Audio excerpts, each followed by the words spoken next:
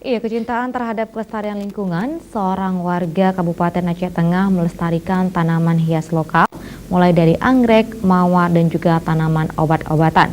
Kendatipun demikian, pelestarian tanaman ini menjadi daya tarik tersendiri bagi masyarakat sekitar ataupun juga masyarakat di luar Aceh Tengah untuk memiliki tanaman hias tersebut.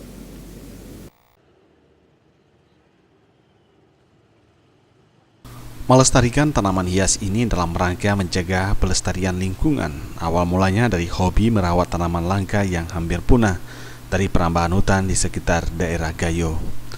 Desa Payatumbi, Kecamatan Kebayakan, Kabupaten Aceh Tengah menjadi lokasi pengembangan tanaman langka ini. Dengan luas 2,5 hektar di lahan ini, beragam tanaman hias ada di sini.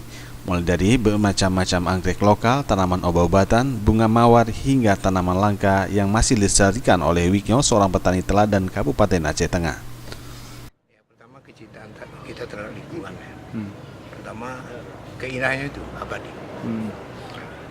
Jadi dari keindahannya itu ya, kita coba kembangkan, kemudian ternyata yang kita kembangkan ini juga laku di pasaran. Jadi di samping hobi, dapat juga rezeki kita dari tanaman hias itu. Rata-rata Pak, ada konsumennya dari mana saja Pak yang membeli? Kita nggak jual bebas. Tamu yang datang langsung beli gitu, spontan aja. Dia lihat kepingin. Tanaman hias ini tidak jual secara komersial di pasaran. Bagi masyarakat yang ingin memiliki tanaman hias tersebut, kebanyakan datang langsung membelinya di lokasi tempat Pak Wiknyo melestarikan tanaman langka tersebut. Dan kebanyakan konsumen mencari jenis tanaman hias mawar dan anggrek. Untuk harga setiap tanaman sangat bervariasi tergantung jenis tertentu, mulai dari harga Rp50 hingga Rp150.000. Tim Liputan Aceh TV.